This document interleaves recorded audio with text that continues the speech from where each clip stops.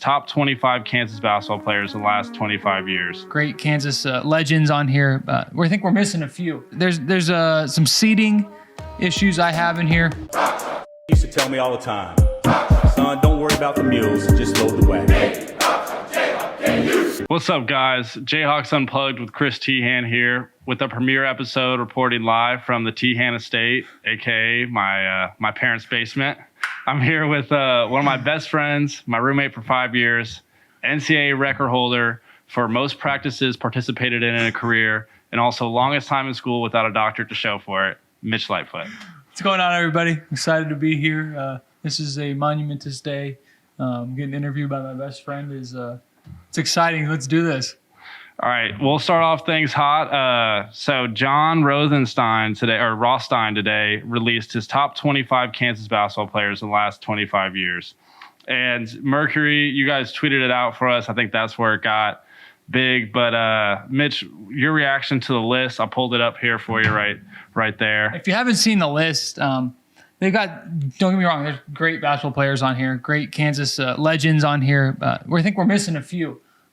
First off, I'd like to say a guy I played with, Devontae Graham, he's not on this list. Kind of concerning. Then you're missing a guy that probably has one of the, if not the best moment in Kansas basketball history, the shot, Mario Chalmers. He should be on this list. So yeah, there's some seating issues I have in here. I think Ochai should be higher. He Final Four, most outstanding player, led us to a national championship this year, was so consistent. I really think Ochai is the top. I think he should be in the top three, quite honestly. I look at the list. I see Frank. Frank is a guy I played with as well, who led a team and was just the pinnacle of what Kansas wants out of their basketball players, and he's I think he could be higher seeded as well. And talking about Frank, you come in your freshman year, you have a group of guys the year before who had a devastating Elite Eight loss to Villanova, I'm pretty sure, and then you come in with one of our highly touted recruiting classes with Udoka Azubuike, Josh Jackson, and obviously the king of them all, Mitch Lightfoot. So talk about your first year. I know I had a welcome to Kansas moment. I think everyone who's ever played at Kansas, unless maybe you're a 5-star top 10 recruit, has had a welcome to Kansas moment. Is there anything that sticks out in your mind in maybe the summer or just like the first couple practices that really was eye-opening where you're like, oh God, we're at Kansas now? So my welcome to Kansas moment was when we were playing in the Bill Self fantasy camp, the Bill Self kids camp over the summer. I've been at Kansas maybe 4 days. Yeah. And I had jumped to try and block a dunk attempt by Josh Jackson, and Josh Jackson's our number one recruit. He's the guy that's going to help our team win a lot of games this next year, and probably a little bit more important than myself to the team. And he goes down hard, and I got an earful from not only fellow players on the team, but also some of the people outside of that. And yeah.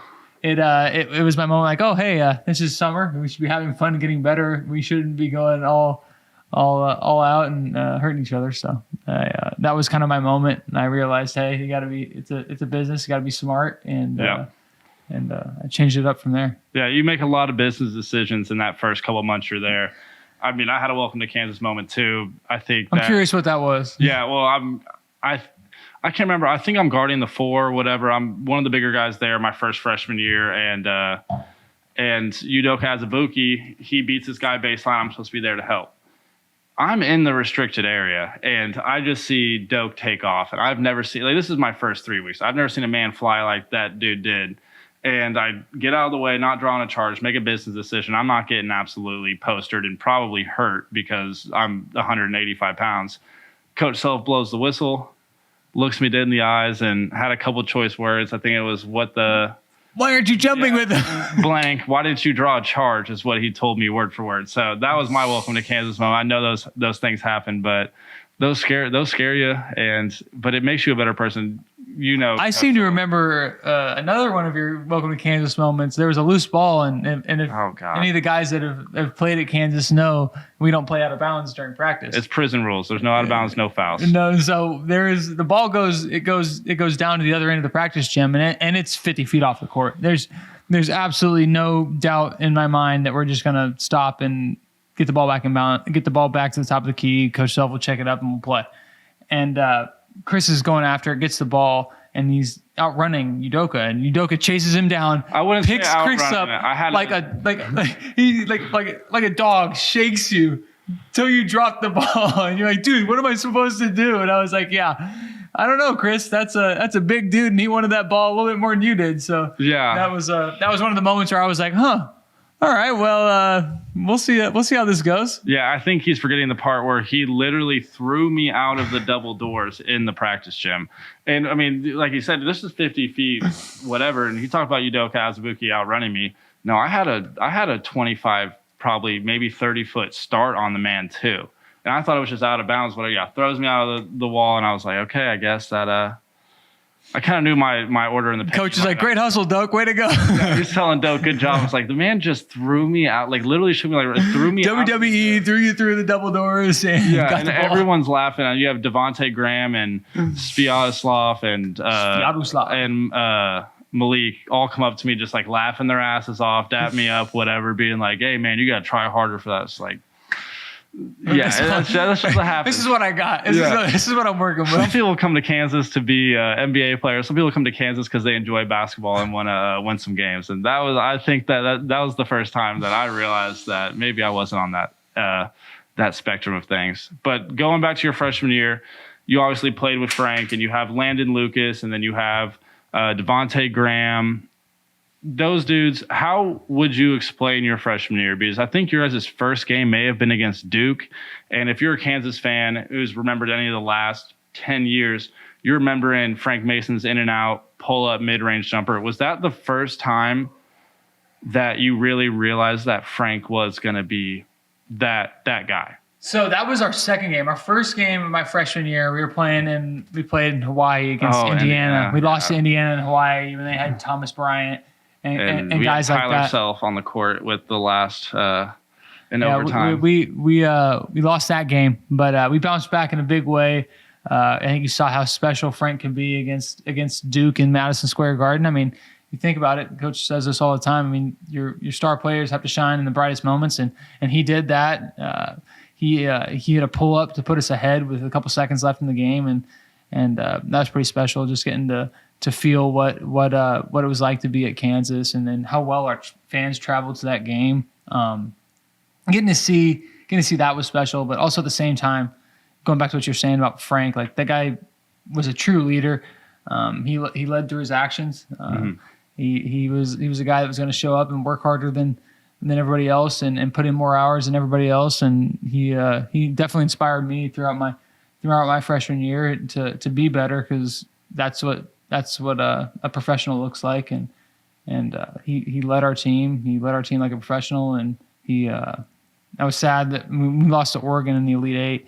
That was really the worst. That game sucked. Going out there, we were fighting so hard to come back in the game. Kind of similar to this year, we were down pretty big in the second half, but we were fighting, and you could tell it was turning. The feel of the game was turning. We had cut the lead down pretty significantly, and there was an offensive rebound on a free throw attempt, and then one of their players banked in a 3-point shot. Yeah, that's Dorsey. Yeah, I think Tyler Dorsey. Yeah, knocked Tyler in a Dorsey. 3-point shot. I hated him and Brooks. They forever after that. They hit a couple of big shots late and kind of put that game away for us, and it really did suck because it was in Kansas City. That game would have sent us to a Final Four, and you think we were packed in. The gym was packed in New York with KU fans. I mean, at the time, the Sprint Center was absolutely packed. It was a home game for us, and that was kind of hard.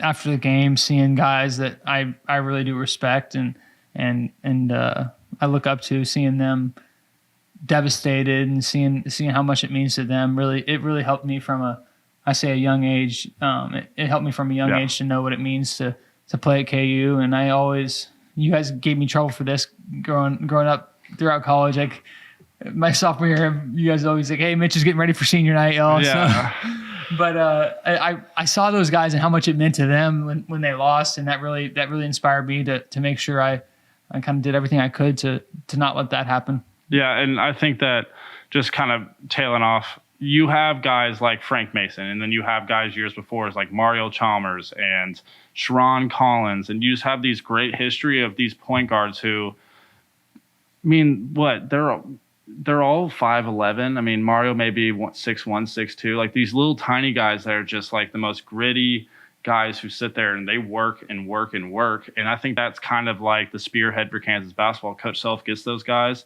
and he realizes the effect he has on a Mitch Lightfoot and on a Landon Lucas and on guys that just probably won't have the scoring out effect that Frank and those guys would have, but it just really like propels you into becoming a great team, and becoming a professional. Honestly, you have guys that come to KU. I mean, use myself as an example. I got here. I mean, I consider myself to be pretty mature at the time, and I didn't really realize what it meant to be a professional and what it meant to be a college basketball player at Kansas. This is a business. We come here to contribute to winning games. We come here to contribute to the tradition, and it really took it to another level, and it allowed me to understand that, hey, you're here to accomplish this, and you're here to represent everybody around Lawrence, everybody that's been to KU, everybody that supports KU. You're here to represent your teammates and your coaches. So there's so much that goes into it that I didn't fully grasp until after my freshman year, seeing guys do it, seeing guys show how much it meant to them. That's where that was my, okay, this means a little bit more than other places. And don't get me wrong, other places are great. Yeah. But there's no place like Kansas. That sounded kind of corny, but there is no place like Kansas. No place like Kansas. And I think that also, and tell me if I'm wrong, everybody comes in and sees that their freshman year. They see how much everyone cares about, and the culture around Kansas basketball is always talking about you leave it a better place than you found it. And I think there's a difference between understanding it and being able to figure out the actions that make you you think you know your first year, and there truly isn't a way to understand it until you've been in it and been around it and seeing how much it means to not only the staff, the players, but to anybody you walk by. Like you've been through this. You walk by somebody at Walmart and they're gonna be like, "Hey, thank you so much. This means so much to me." And you're like, "Hey, I'm just doing what I love." Like it actually means so much to so many people, and it takes an understanding of that to really put your best foot forward. Yeah, and we'll skip your first 5 years, and we'll go to your senior year, because I think that this was a perfect storm. Your sixth year, so not your third senior year.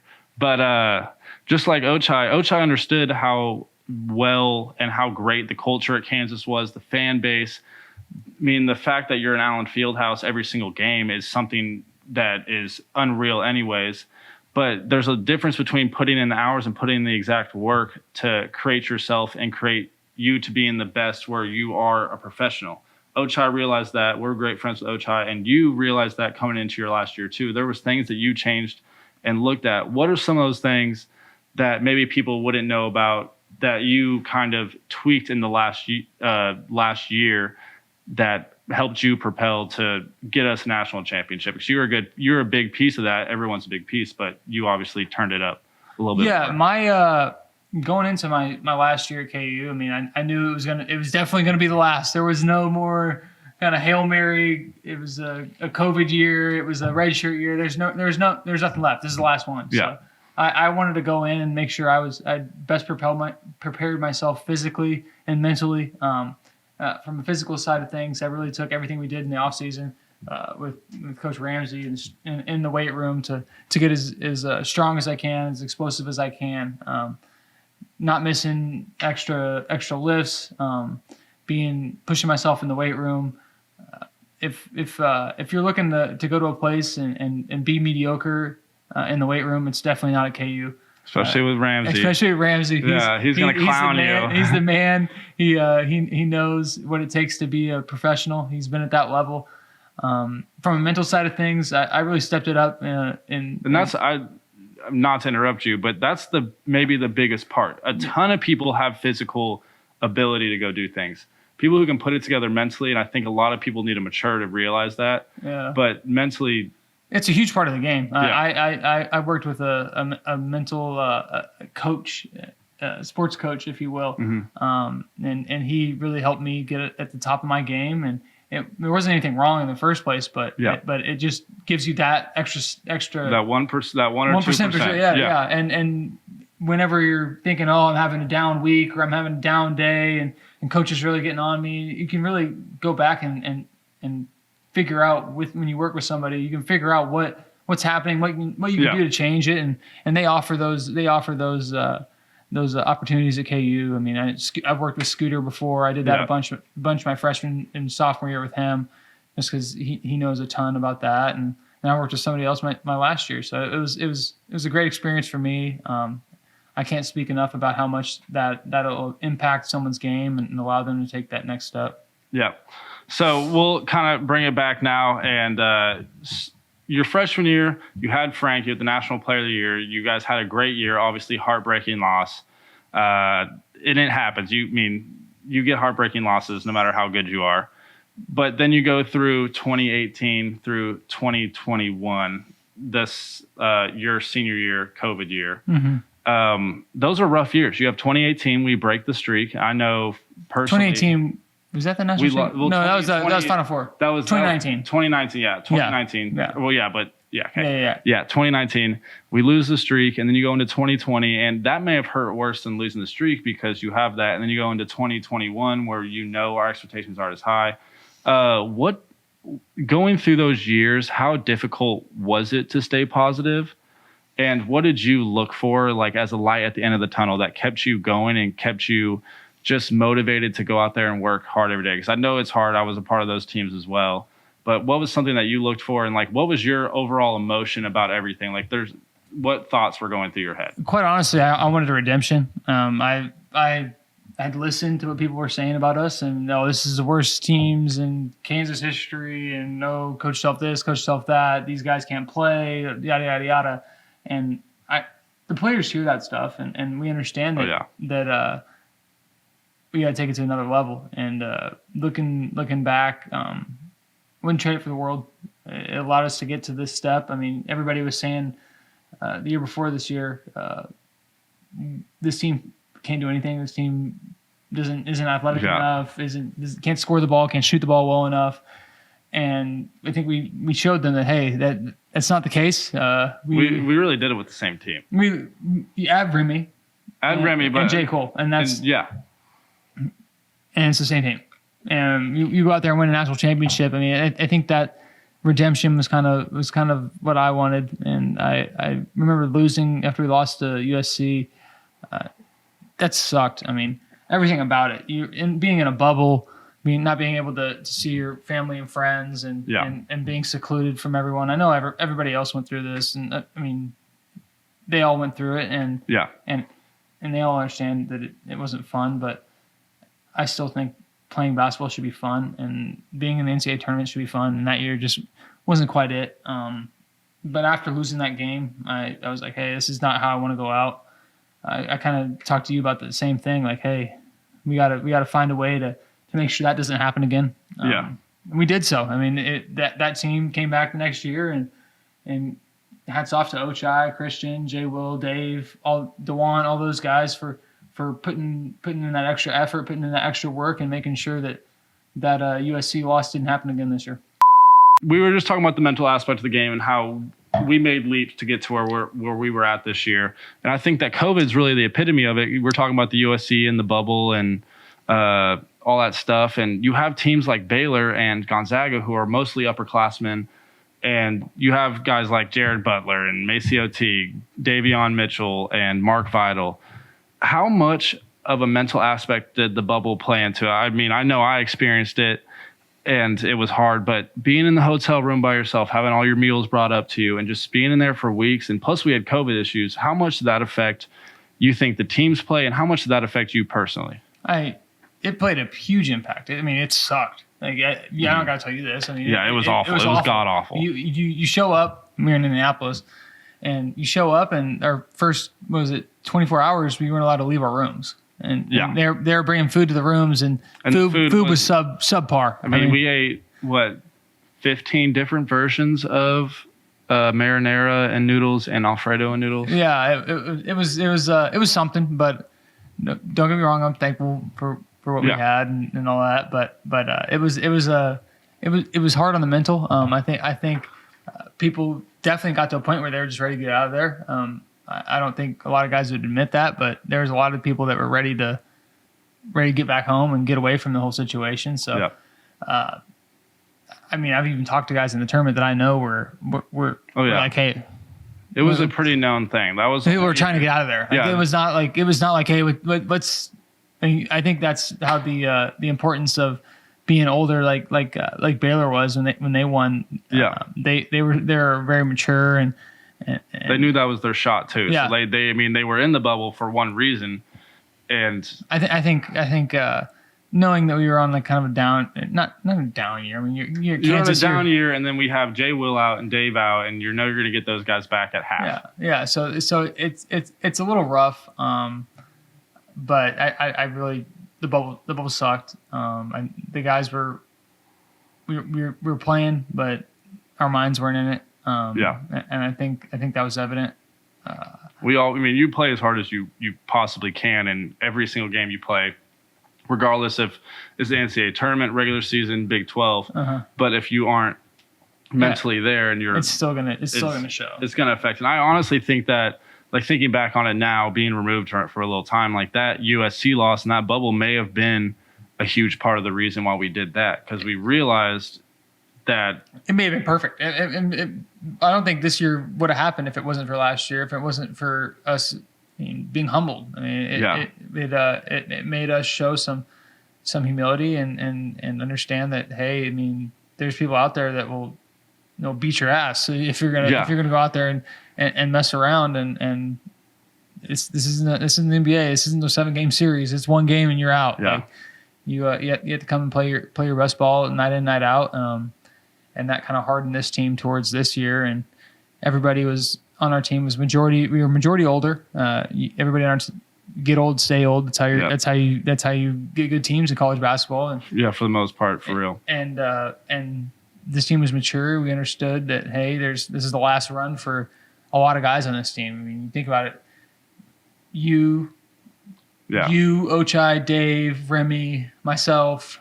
Yeah. Jalen Coleman lands. Like there's 6 guys, Christian, 7 guys that are done playing college basketball after this tournament, and I think that locked us in to even another level. And the younger guys understood that, similar to how I began to understand it my sophomore year. Like, this is Devontae, this is Sviz, this is Malik's last college game, college games. Like, let's lock it in. Let's do this for them. I mean, if not for anybody else, if not for the fan base, let's go out there and play for them. And it was a whirlwind of circumstances, but this year we were able to put it all together and to put all the right pieces together. Coach Self did a great job of making sure we were all prepared, and going out there to win it was something that, I mean, I'll talk about forever. I mean, there's nothing quite like it, and everybody tells you it's amazing and it's so special, but it's even better than what they're saying. It's 10 times better. It is 1,000 times. And you've better. Heard it from your brother. I mean, he's won a national championship, and I'm sure he's told you. I mean, he's told me before. I mean, how cool it is to win one and be a part of it, but there's still there's nothing quite like doing it for yourself. And I would encourage guys in the future to double down and be all in to the program, be all into the coaching, and see if you can get yourself one, because I promise you will never have an experience quite like winning a national championship. No. And it means a little bit more here at KU. The people eat, sleep, and breathe basketball. Basketball. And our fans are not casual fans. Like, they aren't They don't show up and get the pom poms out and cheer. No, they're going to critique you. They know basketball. This is the birthplace of basketball. The people are going to know basketball and they know what good basketball looks like. So there's no faking it. And I think that's special. So word of advice to people in the future is double down, bet on this team, bet on yourselves, and try and get you one. Yeah, and I think that a lot also that comes into it is we have I asked him about that 3-year, 4-year stretch of having those heartbreaks.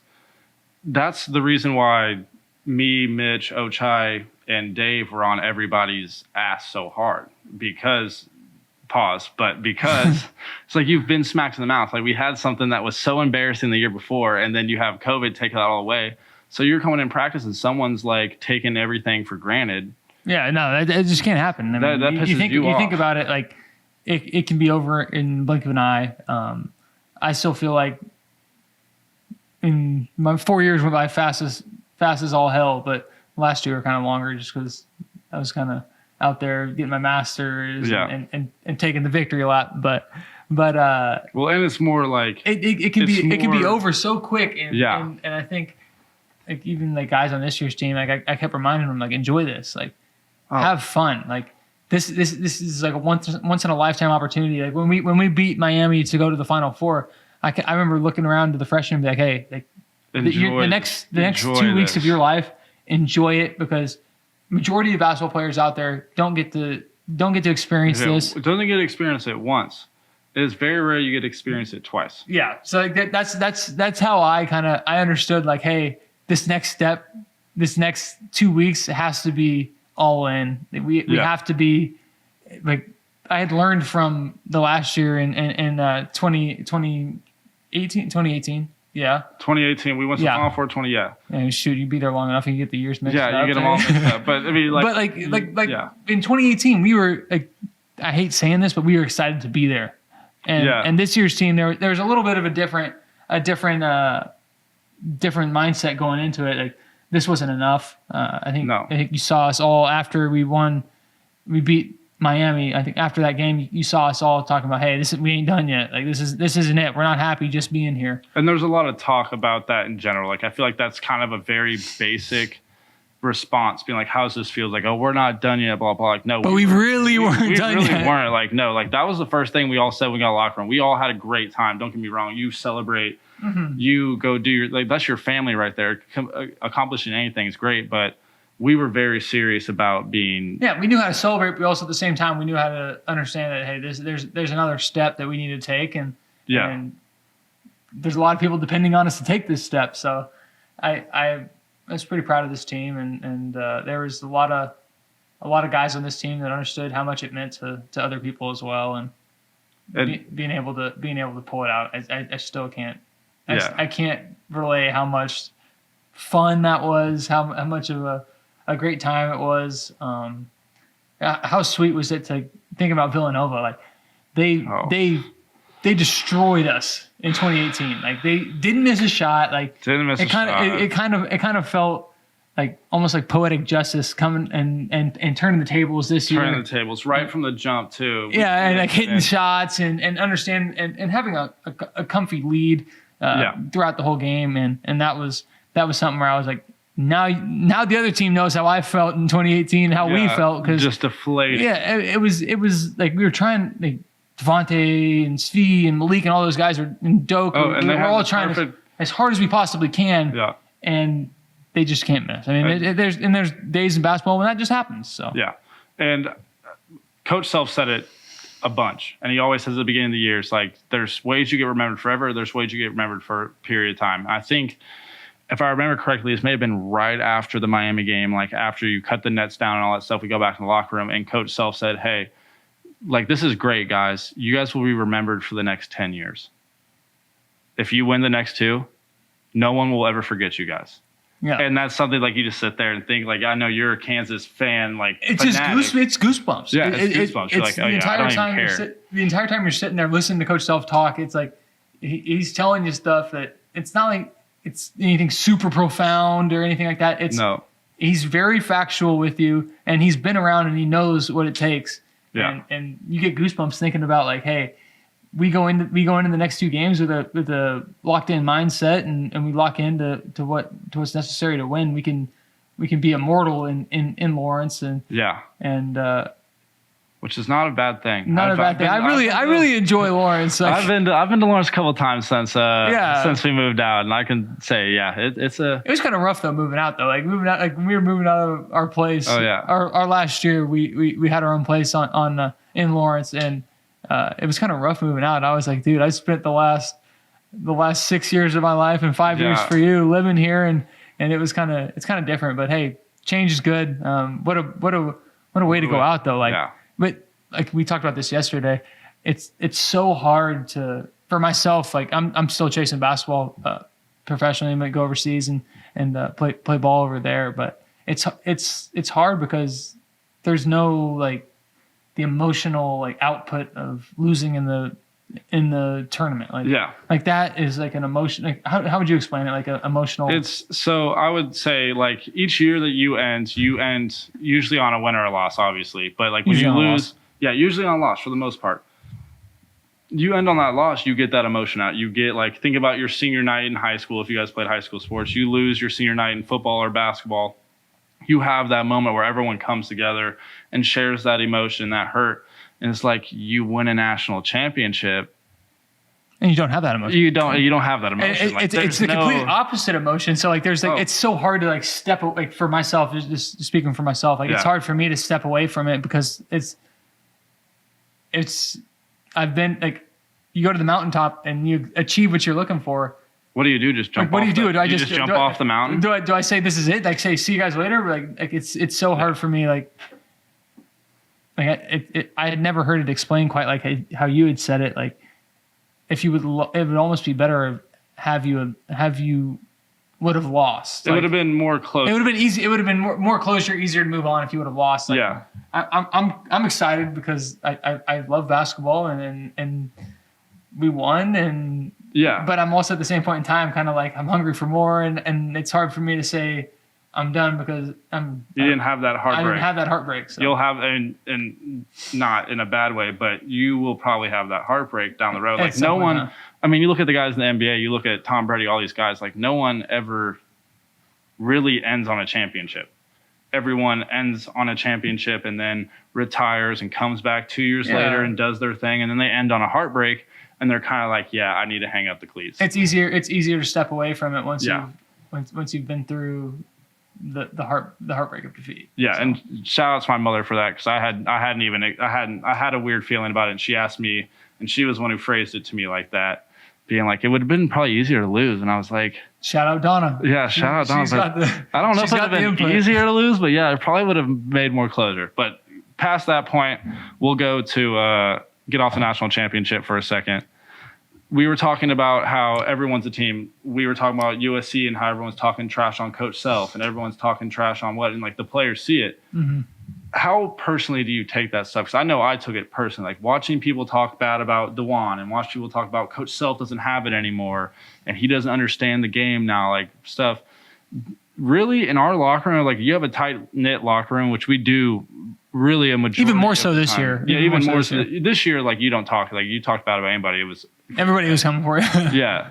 What kind of thoughts did that put in your head? Does that give you motivation? Because I knew it gave me, but yeah, I think especially being around a team of such close guys, like everybody on our team kind of somebody would talk crap about us and we'd laugh at you. Like we understood like what it like we all knew we were older, we all knew what it takes to take that next step. To be a real like an actual team. And we have somebody as in Coach Self who has been to the mountaintop. He has won a national championship before. He's in the Hall of Fame. Like and is a tyrant. Yeah, I would say like you have people on Twitter or on your Instagram or in your DMs like trashing you online, and it doesn't phase. Like I think majority of us laughed at you, and then we heard whatever you were saying, but at the same point in time, it was we locked in from it. Like, yeah, and it's hard to also like listen to that and read that, and also think that,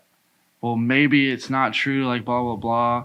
But I think that's where the maturity comes in, knowing that, dude, I just went from I was with the Hall of Fame coach that knows everything in the whole entire world pretty much for the most part in coach self. Like some little fans chirping us on Twitter, like, yeah, it is kind of funny, but a lot of there's so many times where we've laughed at what people have had to say, like even like in your situation, with there's the Baylor stuff. Dude, there's been so many things. Like we've gotten DMs from people like, "Oh my gosh, you can't shoot free throws. You cost me. I lost my house." I'm like, dude, like. First off, we're not allowed to talk. Like, you're not allowed to like say that to me. Like, saying that to me is not allowed. It's also like I missed a free throw at the 4-minute mark, and you didn't hit the over. It's like, yeah, dude, my free throw. There was probably 10 more missed shots. So like, it is what it is. Dude, there's like so many people that like think like it gets to people. And I mean, speaking from our experience, it doesn't really. Like, I didn't think it got to any of the guys on our team. I mean, like, oh no, I can't speak for them, but like. Dude, I mean, Dave McCormick. If I was, oh my gosh, how about that? Like he said. His NCAA tournament changed the entire outlook on his career at Kansas. Like, yeah, that's how special it is. Not from an actual statistical and something standpoint, but in the fans' eyes. Yeah. And he made a Twitter during the year. Yeah, and people were all over him. He was getting toasted. He made a Twitter to read it because he was tired of people like acting weird around him, and he was like, "I'm just gonna make it and read it. Like, I don't care at all." And I think that's like. I think it's dope because everyone at the end of the year was like, "Oh, David this, David that." His name should be in the rafters and all this stuff. Like, yeah, keep that same energy you had 4 months ago. Like, keep that same vibe. But yeah, and they'll talk about him forever and be like, "Hey, we love you." It's like, yeah. But everyone's so fair weather because they think they know all this stuff, and no offense to the fans, we love the fans. And we love that it means so much to them. Like they wouldn't be saying this stuff if it didn't mean so much to them. And it means it puts a thought in your brain. Yeah, it definitely helps us be better. And I mean, if they didn't care about it, they wouldn't say it. Like, and even if they say the wrong thing, I think it shows that you need to. Yeah, you need to change that. You need to change something. Like they're not like I said before, they're not like idiot college basketball fans. Like they know what they're looking at. Like they've watched Coach Self coach teams in the past. Like and he's been successful coaching those teams. So why isn't this team doing that? Like I think they've seen the examples of the past and they pick up on when something's not right. So, and we also lose in very, very heartbreaking fashion a lot of the time. Like everyone talks about so many times. They talk about the NCAA tournament and be like, we always have early round exits and get like upset and all that stuff. It's like, hey, like let's look back on a lot of those upsets. Like let's look at our Villanova game. They made 13 threes in the first half. It was a record, wasn't it? It was a record for a half in the NCAA tournament. And then you look at Oregon, like they hit 2 bank threes and some dude had a triple-double with blocks. Like that stuff doesn't happen very often. And then you go back farther than that, and like there's losses where it's like, dude, like that shot can go one way or the other, and it just it can. Majority of the time it goes out. Yeah, and like think about it, like Grayson Allen's floater for Duke against us in the Elite Eight, like. That thing went down twice before it rolled out. Like it's. Oh, I mean, it's a game of chance, and it's about putting yourself in the best position to win. And there's nobody better to do that than Coach Self. I mean, he's a guy that can. He would never cuss you out. He would never do that. Never. I've never ever heard. He would never cuss you out on the court, but off the court, he's gonna defend you, and he's gonna.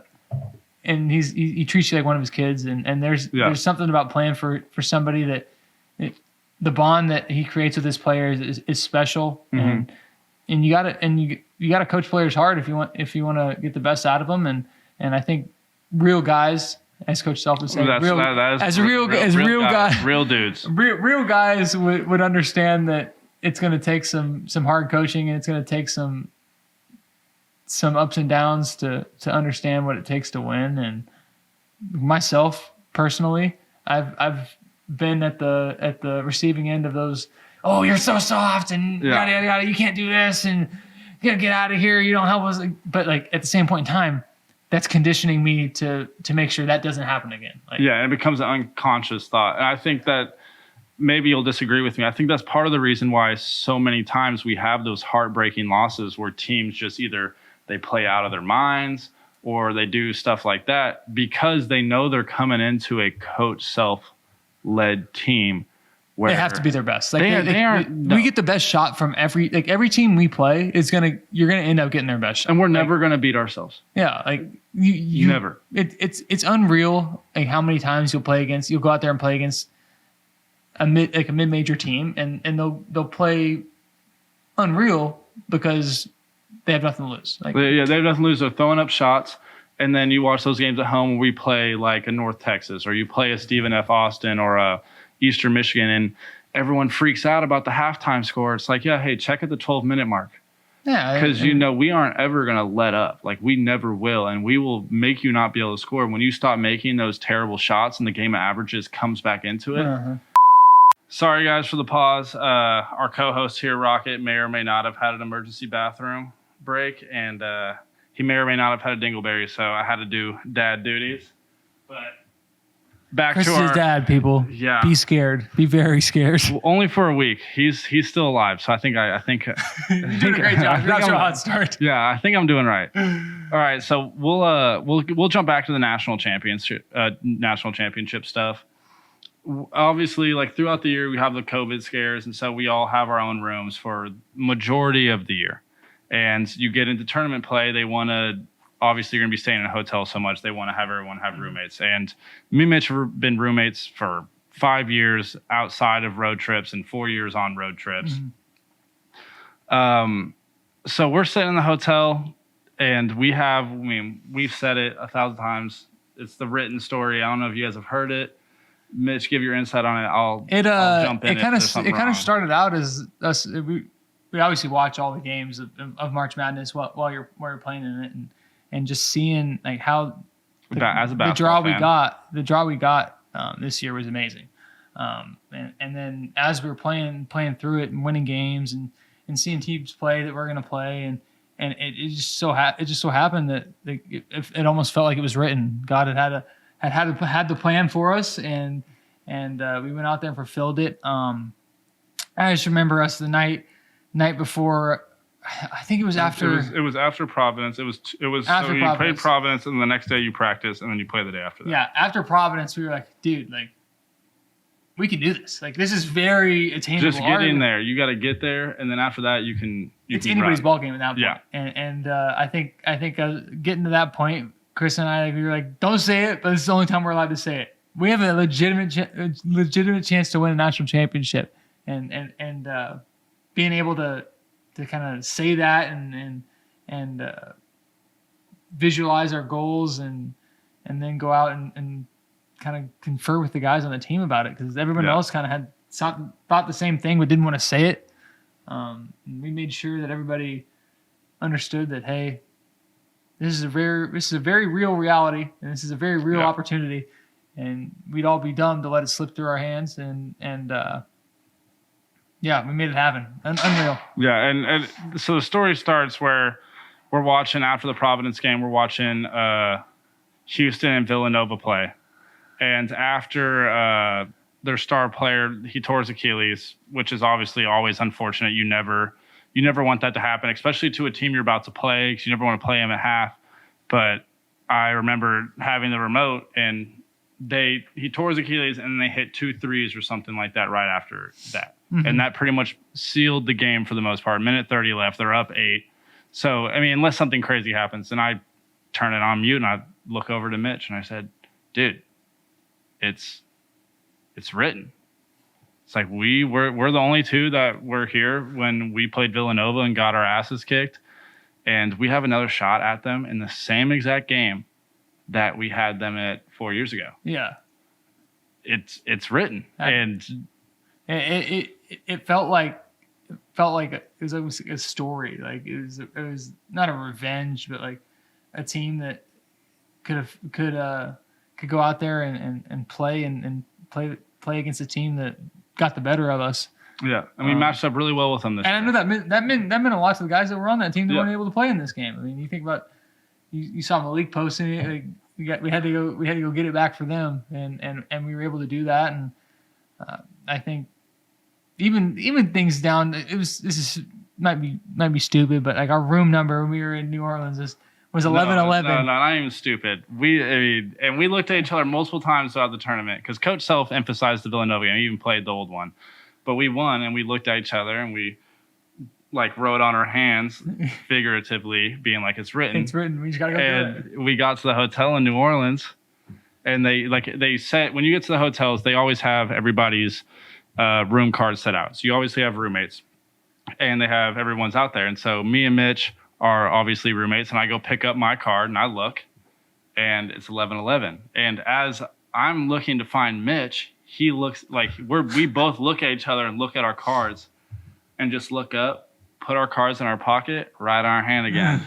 It's written. No word said, go up to our room, and it was like, yeah. And that trip, it had a feeling to it. Like in each of those games, we thought going into it, like we've got a great chance to win this game. Everybody on our team believed that we were the best team in each of the games we played. Even when we were down big against North Carolina, we were ready to roll, and we were ready to go out there and win. And it was just special to see how much this team had that determination. And I hope teams in the future at KU understand that there's no lead too big and there's no deficit too small. Like, we're gonna have the opportunity to win every game we play in, as long as we've got our coach and we've got our players and we've got Jayhawk Nation behind us. Yeah, and I mean, yeah, Jayhawk Nation helps a ton. Looking back at the Final Four, I mean, obviously everyone travels well to the Final Four, but you have, 10,000, 15,000 Jayhawk fans in their own little section, and every team had their own. I felt like we took over Bourbon Street. Like, even Bourbon Street afterwards, there's so many KU fans. Yeah. Like, it was. Bourbon Street afterwards may have been a little.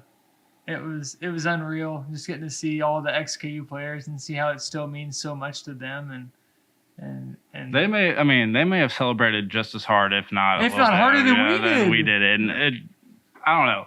No one probably celebrated harder than I did. Yeah, you were. I was on. Chris Tehan, ladies and gentlemen, was on a different level of fun that night.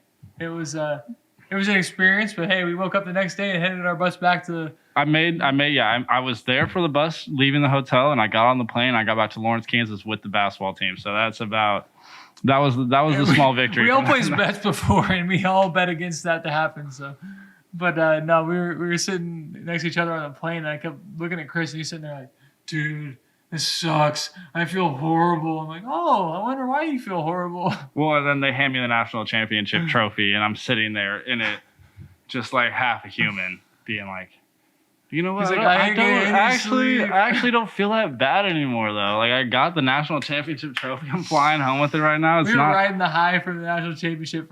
Dude, I'm still riding it. It still hasn't set in for me. Like, it feels fake. Like, I love watching the KU hoop stuff because every time they have something about it, I mean, I get the whole feeling again. Like, you get the goosebumps. Like, that's very generic to say, but like, you literally get goosebumps. Like, you could be out in 95-degree weather, 100% humidity, and you're gonna be cold. Like, I think the reason it means a lot more is because, like, Coach Self always talked about 2018. Like, he couldn't, like, I mean, it's for good reason. They were a great team, and they won a lot of basketball games. Maybe one of the better teams in college basketball history. That was the best team in Kansas history, no doubt.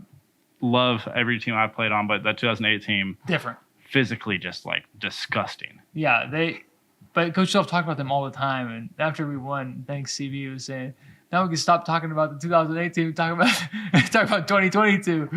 But no, I have a feeling Coach Self's going to talk about them both quite a bit, and it means a ton to be like, even like mentioned in the same conversation as the 2008 team. And yeah, and the fact that you're also probably getting mentioned in practice every single day when someone makes a soft play, Coach Self's probably coming out. Mitch Lightfoot would never have ever done something soft. So soft. You know how many times that we heard that someone wasn't Frank Mason or wasn't Devontae Graham, and that Frank, you're not a pit bull, you're a poodle. that was got to be a top. That's got to be a top comment. I wasn't there for that, and I remember you telling me the story. I remember Clay telling me the story, and they're like, yeah, and then Frank got 5 straight buckets, like on double teams. Yeah, and then looked at Coach Self like, yeah. And Coach Self's doing it like we said before. I mean, he's doing it on purpose. He knows exactly what he's going to get out of you. When he gets that out of you, then it's over. Like It's- I'm sure like he yeah. may have done some things to Frank when he was BSing in practice and stuff. The only times whenever like it's a bad thing is like when he says something to you and he can tell that it affected you. Oh yeah. Don't show him. No. Don't show him that he got to you. He says it. He all calls the you time. soft and then you droop your head and then you slouch down. And he's gonna go after you a little bit more. Yeah. Just, he's trying to make you better. But And it's all strategical too. Like he comes. I mean, I don't know. We're giving away his secrets. Maybe it makes him sound whatever. But this is an inside look. This is inside look at all these things that you guys may interpret as bad. You look at it and you play at a level like that's genius. Like all of that, every little ounce of everything he puts in everything is so genius. And he gives you the best Every shot. player that's played for him has made him better. Like it's Oh, yeah. like him doing that has made me a better basketball player for sure, but also a better person. Help me become a man. Help me understand what it means to be a professional, and it's allowed me to put myself in some great positions post college. Yeah. and He give doesn't- me great opportunities. He doesn't teach you. I mean, he teaches you to be better at basketball. There's no doubt. But he also teaches you to be, like you said, a better More accountable. man. Like, Down the line, he always says he hopes what he teaches you now is going to help you be a better father, a better husband, a better dad. Like he allows us to be. It is. He allows us to be better in every aspect. Will you of life. ever accept mediocrity in your Never. life ever again? No.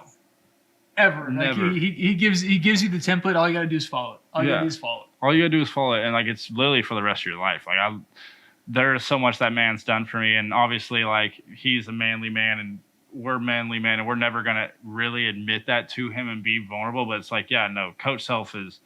He's always. I mean, probably every player that spent 4 years or gone on and left Kansas, he's probably top 10 and most influential people in their lives. Yeah, 100%. Like there's like it's who he is, and it's the respect it demands. A demanding respect, but Yeah, it allows us to understand that this is what it takes to be at the best of your game. And this is what it takes to be a better version of you, and there's nobody else better to teach you that than Coach Self. I mean, that's like you look at recruits coming down the line, and everybody like I played with like especially the past 3 years, like those are like I got to watch their whole recruiting, your growth, their recruiting growth and everything. and recruiting and all that stuff. Because when I first got to KU, I mean, like think about it, like even like guys like I said this in the past, and it's kind of a little bit redundant, but like even like guys like Zach Clements, like that guy was in like 7th, 8th grade when I was a freshman at KU. Like he literally was at I think my freshman year Kansas camp. You have like the little kids camp or whatever, and you have it from I think like 2nd grade through 8th grade. yeah, And Zach was an 8th grader, and I mean Zach Clemens is 6'11", and so he's 6'8" at the time, shooting threes. And you just look at this little white kid that is sitting out there like. yeah, and like it's just crazy because like getting back to my point, like getting to see the development of these guys and getting to see like how much they've come, how far they've come, and that's a huge nod to Coach Self, and he always makes sure the guys that he brings to Kansas are people that are going to respect the tradition. Yeah. They're going to respect the fans. They're going to respect each other, and most of all, they're going to respect the game of basketball, and they're going to play it the right way. And if you're not, he's going to tell you. Yeah, and you can tell by like the people we've put out in the last, I mean, probably like 6-7 years. Those guys are, I mean, usually our best player isn't more than a 3-star or 4-star. Like you have a Josh Jackson, you have a Udoka Azubuike, like just generational freak athletes. Yeah, those don't come around all the time. I mean, you're gonna have more often than not guys like Devontae, guys And like Frank, and guys like Ochai, and CV. Like there's so many guys that have come to KU and developed into those professionals and gained those skills while they're at Kansas to make themselves better pros. I think it speaks to what the tradition is at KU. It speaks to how much they demand from you accountability wise at KU, and it speaks to the level of not understanding, but the level of I would even say just like openness. yeah. Openness to like the fact that you know nothing. Openness to change. Yeah. Yeah. You have to be a sponge to everything you learn. To Everything. like, there's so much knowledge, and you can only hope to obtain 10% of it. Yeah. But if you obtain that 10% of it, you're going to be so much better than where we started off. Yeah, for sure. So, okay, we're coming to the end here. I think we're about at our time, but we'll have 2 more segments. So I don't know, that hasn't really been touched on much, but 2019, on our way back from playing Stanford? At Stanford. Stanford at the Kings Arena. Yeah. No. This is. Yeah, it was Stanford. I thought it was just Stanford at Stanford, though. No, we didn't play at Stanford. Yeah, we did. We played at Stanford, and we whooped them. By God, we did whoop them. We got on a plane ride home, and I'll let you take it. Yeah, it was a crazy experience. I mean, for me, like I still have like not issues, but it's every time we. I may or may not have to have more than 3 or 4 beers before getting on any kind of plane. Dude, like every time there's any kind of like turbulence or something, I get sketched out because we were coming back from playing Stanford. We were all in a great mood. Just got a good win, and right before Christmas time, so you go home and or maybe right after, either or. That's right. I think we had a couple days off after. Yeah, engine explodes, plane like full tilt goes sideways, just shaking, and everything's. In my eyes, I'm like, oh, this is it. This is the end. Prayers up. Like, yeah. I look at Chris, and he slowly opens the window, sees the engine. There's like a 40-foot trail of flames out the back. Shuts the window and just stares forward. And I was like, dude, he's like very calm. I'm completely the opposite. I was. You can't do anything. What are you gonna do? You're gonna jump in the cockpit and fly the plane? No, like we're for sure dead. Dude, I might get a parachute. I might get out of that thing. But I was at a point where I was like, I can't. I was like, what's going on? What's happening? And then the flight attendant asked us, did somebody throw something out the window? Yeah, they know. How in the hell did somebody throw something out the window? And Mitch was freaking out, but there was no one freaking out more than Devon Dotson and Jalen Wilson. And they literally asked Jay Will and Doc, because they were sitting at the exit row, did you guys open the door and hit the wall or something? And they were like, do you mean like, no, we didn't open it. They were freaking out. It was like wild experience. Like wild experience. Like getting on planes since then, I've always been like, dude, say a prayer, cross your fingers. Yeah, and not only do like you have to go get on a plane later in your life. It's like, no, we landed back in Sacramento and got on a plane and got on a plane and flew back. The next 12 hours, like we were on another plane. So no, it that was a crazy experience. I mean, that definitely was that was something that I for sure won't forget. I'll never forget. We walked off the plane, and like there was like these mechanics that had already torn the engine apart, like trying to figure out what was going on. And I was like, oh my God. But yeah, that's just a story that like I don't think that many people talk about. But a lot of guys in our team. I mean, yeah, a lot of guys in our team. Like anytime there's turbulence, we all look around like. Every time, especially because you fly those charter planes, and like you're on a commercial Southwest flight. You're about to hit some turbulence. Like, hey, like make sure everyone puts your seatbelts on. Like we're about to have a little bumpy ride. And then you get that charter plane. It's like the captain's going to tell you it's going to be a 2.5 hour flight. He's not going to tell you whether it's going to be bumpy or not. You may take off and feel like it may be the most turbulent skies of all time. Like he doesn't care. Like that's not like you're on a charter. Yeah. So. Okay, we'll move past that because I don't want to bring up any bad memories. I don't know if you get to fly anytime soon. I know I'm not. But so we'll finish it off with a little segment. We'll do a start, bench, cut, Lawrence edition. And I know that I'm asking you at a little older of an age, so maybe your mind would have been changed. But so we got the triangle, so Hawk, Wheel, Bull. Then you got Mass Street, so just everything on Mass Street between food, bars, everything. And then you have, I don't know, I feel like Allen Fieldhouse is like almost too like easy. That's definitely you have to start it. Like that game, you have to. That made me who I am.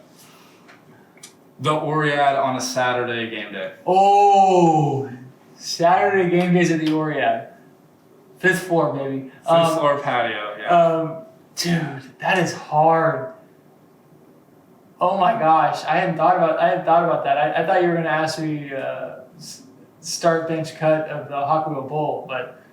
I mean, I think I would have to go. I think I'd have to go start Saturday game days because they're just absolutely untouchable. Especially if you get a wristband at the Oriad like that. It's untouchable. It's hard. Especially your first 2 years. And like, that is like a ticket to heaven. Like it's a start of the Oriad on Saturday, and then I got to bench the triangle. That is a sacred place. And then I gotta cut Mass Street. Love Mass Street to death. All the good places to eat are down there, but I've had way too many good times at the other two places. Yeah, no, it's gonna be a great year. I'm excited in the direction of obviously the direction KU basketball is headed, but also KU football. It's exciting to see them. The new coach, Coach Leopold, is Leipold is he's a great coach, great mind, great leader. He's stopped by and talked to us a couple different times. So we're excited about the direction that's headed in. Hopefully we'll see a bunch of people at the games this year, and we're looking forward to getting rowdy. And if you see us, come up, say hi, don't be a stranger. Yeah, and love Leopold to death. Me and him have a little bit of beef. I mean, I'm 1 for 1 with a 75-yard touchdown in my career, and I thought I was going to be a starting quarterback this year, but I guess he had other plans. But hey, it's all Jalen Daniels, baby, come on. Yeah, I thought yours was a dime, but they might have been acting a little bit on your play. I mean, when I watched the defensive lineman fall on the ground, you're so lucky. I had to go to a wedding that day, so I couldn't be there. They wanted me to throw it to him. Oh, they're so lucky. I would have told hey, dude, we have to make sure this is full speed. Like a defensive end blindsides Chris, then so be it. He's already won a national championship. He'll live happy ever after. I literally told Leopold, he said, "How are you feeling?" I said, "I'm fine with getting hit. Like, start me in the shotgun, let me run don't bring a safety over the top. Like, let my guy go man. But I'm fine with getting hit if you guys want to rush." I thought you were going to be like that old man they brought out during the alumni game. I mean, they have the whole team running down the field. It pretty much was that. Except for I did throw a little bit of a dart. It was definitely a dime though. Like that, I'm not gonna lie to you. Everybody was pretty surprised. Like a guy like you, like not very athletic, and just because I got red hair and a couple freckles doesn't mean I can't. He really slung the ball though. I would say that's probably the only strength that people with red hair and freckles have is a little bit of arm strength. Oh, hey, the Red Rocket, Andy Dalton, or Chris Teahan, I can't really tell. Well, hey, that's enough for this episode. Hey, appreciate Mercury for putting this on. Look forward to season 2. They got a lot of new things coming. Keep in contact, like and subscribe. Thank you guys. Rock Chalk. Rock Chalk, baby!